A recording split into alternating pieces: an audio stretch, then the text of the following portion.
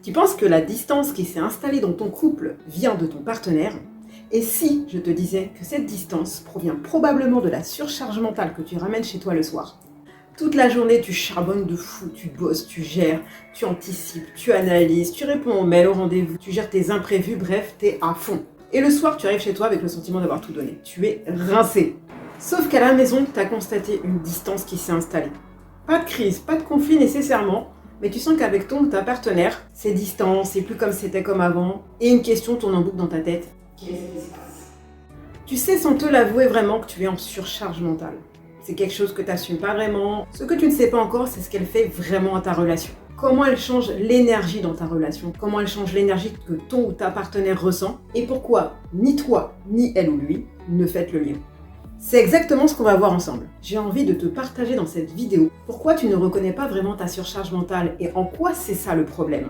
J'ai aussi envie de te partager pourquoi toi et ton ou ta partenaire sont impactés par cette surcharge mentale sans que vous ne compreniez pourquoi. Et enfin, j'ai envie de te partager comment justement en sortir avec une petite solution qui pourra t'aider à chaque fin de journée.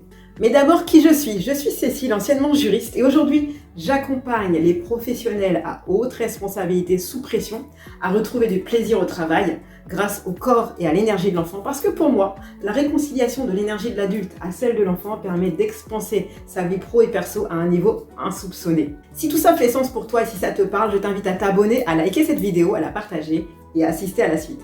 Déjà, qu'est-ce que la surcharge mentale? C'est l'état dans lequel ton cerveau passe son temps à traiter des informations, des décisions et des responsabilités qu'il ne peut traiter confortablement sans jamais vraiment décompresser. Ce n'est pas juste avoir beaucoup de travail, c'est quand le cerveau reste toujours en mode traitement, même si toi tu as arrêté de travailler. Il continue à anticiper, analyser, réfléchir, même quand tu as terminé, même sous la douche. Et donc elle s'installe insidieusement dans ta vie, petit à petit, sans que tu t'en rendes compte. Ça devient donc ton identité. Tu te lèves le matin et ta journée est déjà dans ta tête. Tu manges en pensant à ton premier rendez-vous. En fait, chaque chose que tu fais te fait penser déjà au truc d'après, à la galère qui t'attend ou pas, la galère que tu as eu à traiter avant. En fait, ton cerveau n'est rarement focus que sur une seule chose. Il est en constante analyse de tout ce qu'il y a à faire, ce qu'il y aurait dû être fait et ce que tu es en train de faire. Et tout ça te paraît normal. Pour toi, tu te dis que tu es quelqu'un d'actif, c'est normal. En plus, vu les responsabilités que tu as, il est normal que tu gères tout ça en même temps. Pour toi, c'est ton mode de fonctionnement normal. Donc tu ne te dis pas je suis en surcharge mentale, tu dis juste en ce moment j'ai beaucoup de choses à faire. Sauf que le en ce moment là, il dure depuis plusieurs années. Et tu finis par dire je suis comme ça. Et c'est exactement pour ça que ta surcharge mentale t'impacte et fait des dégâts. C'est qu'à force, la personne qui partage ta vie, ta famille, ressent que tu es là sans être là. Je te donne un exemple. Ton ou ta partenaire ou ton enfant t'explique quelque chose, te raconte sa journée, une anecdote, et toi, tu as une pensée qui vient. Putain, j'aurais dû appeler truc, j'aurais dû faire ça. Mais bon, physiquement, ça se voit pas, mais dans ton esprit, t'es déjà parti. Et ton ou ta partenaire te dit, alors c'est bon, tu vois ce que je veux? Oui, je vois tout à fait. Alors, tu vois que dalle, parce que tu n'étais pas là. Ou alors ton enfant qui t'appelle plusieurs fois, tu le calcules pas. Et au bout d'un moment, tu t'énerves parce que il t'a dérangé dans tes pensées. Et après, tu vas t'en vouloir parce que tu ne voulais pas avoir cette réaction envers lui. Ou tu regardes un film avec ton ou ta partenaire et vous êtes tranquillement installés tous les deux et ton téléphone sonne et tu le regardes et tu vas répondre ou tu vas faire ce que la notification te dit de faire. Voilà. Le truc, c'est que tu sais pas que tu veux pas les écouter, c'est pas que tu les kiffes pas, c'est que tu n'es plus vraiment disponible pour eux quand tu arrives le soir parce que tu as tout donné dans la journée. Tu t'as tout fait. Tu as donné tout ton corps et tout ton esprit et toutes tes émotions. Et petit à petit, ta relation amoureuse se transforme en une relation de gestion. Les enfants, les courses, les factures, le week-end, les vacances. Finalement, c'est de la gestion quotidienne sur ce qu'il faut organiser. Vous êtes une équipe efficace, vous gérez exactement ce qu'il faut gérer, mais vous deux, là, vous ne vous retrouvez plus. Et cette distance est difficile à identifier parce qu'en fait, elle est le fruit d'une accumulation. Des « on verra ça plus tard », « attends 2 secondes », des soirées où tu n'as plus envie de rien, tu vas te coucher parce que tu es trop fatigué pour discuter ou regarder un film. Et dire que tu as du travail. Alors, quand tu sens cette distance, ton premier réflexe, c'est envie de la réparer. Mais c'est là que tu risques de tomber dans un piège. Si tu as déjà essayé de mieux t'organiser, de planifier plus de moments à deux, et que malgré ça, tu n'arrives pas à décrocher, il y a peut-être une raison très simple à cela. Tu essayes de résoudre ta surcharge avec ta tête qui est déjà pleine. Comment mieux t'organiser? Comment trouver plus de temps? Comment mieux séparer le pro et le perso? Tu te dis qu'il faudrait faire plus de choses ensemble, ce qui est juste normal en fait. Alors tu organises un dîner, tu organises des soirées, des week-ends, C'est une très bonne idée, sauf que comme tu n'as pas réglé le problème à la source, qu'est-ce que tu ramènes dans ces événements-là? Toujours ta tête surchargée. Tu peux être dans un endroit magnifique avec la personne que tu aimes, il n'empêche que tu es déjà en train de préparer ta réunion du lundi matin. Et ça malgré toi, hein. Tu es quelqu'un qui a l'habitude de passer son temps à analyser, anticiper, à avoir une vision d'avance, un temps d'avance, et malgré toi, tu passes ton temps à ça. Donc les réflexes, tes habitudes neuronales sont toujours là, même quand tu ne travailles pas, au détriment de ta partenaire, de ton partenaire ou de ta famille. Et le truc, c'est que tu demandes à ton cerveau de s'arrêter net quand tu arrêtes de travailler. Sauf que lui, il fonctionne pas du tout comme ça. Alors, il n'est pas question d'ajouter de la culpabilité à ce que tu vis déjà, c'est pas du tout le propos ni le sujet. Au contraire, c'est justement de se rendre compte de ce qui se passe et de pouvoir pallier à ça, tant pour toi que pour ta famille. Je pense que c'est vital quand même d'avoir une vie de famille géniale et de te sentir, toi, hyper au top.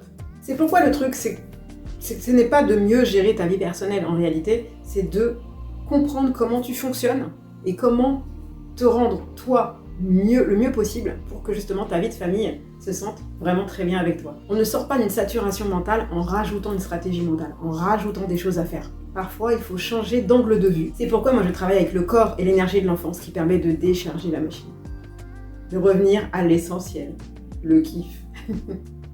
Et c'est pourquoi je veux te faire expérimenter quelque chose. Avant de rentrer chez toi en sortant du travail, ce que tu fais, j'appelle ça le sas de décompression.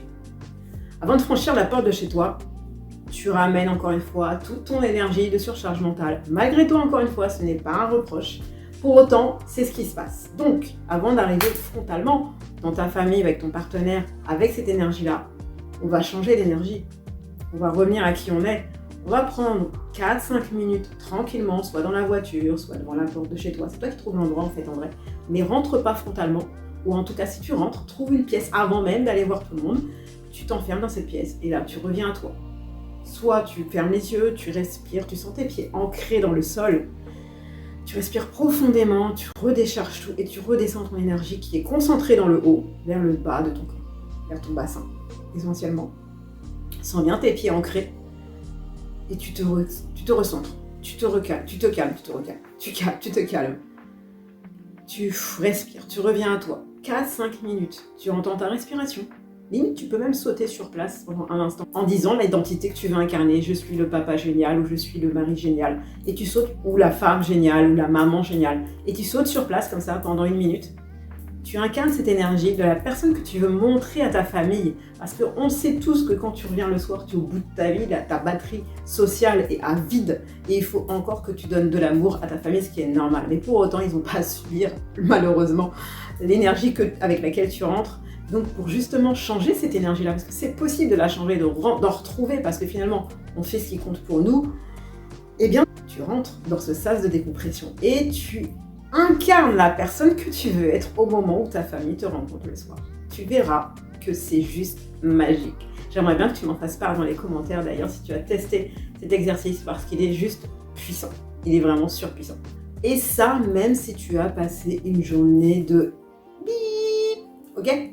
Si tu veux aller plus loin, j'ai réuni 5 piliers, 5 gestes super mignons à faire au travail, pour s'amuser au travail, pour changer d'état d'esprit justement au travail, travailler dans le plaisir. Un e-book gratuit qui se trouve sous la vidéo que je t'invite à télécharger de suite pour justement acquérir tout de suite ces 5 piliers, ces 5 exercices qui sont juste magnifiques.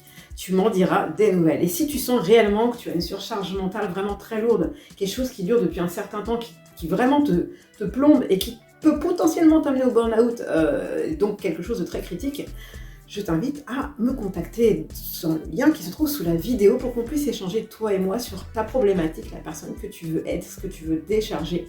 Et je me ferai un énorme plaisir de discuter avec toi. En attendant, prends soin de toi, c'est super important. Surtout, ne n'oublie pas, ton mini-toi t'attends. Je te fais plein de bisous. À la prochaine vidéo que je t'invite à regarder, j'ai oublié, qui pourra tout autant t'intéresser. Et surtout, abonne-toi, like et partage cette vidéo à qui ça pourrait servir. Je te fais plein de bisous.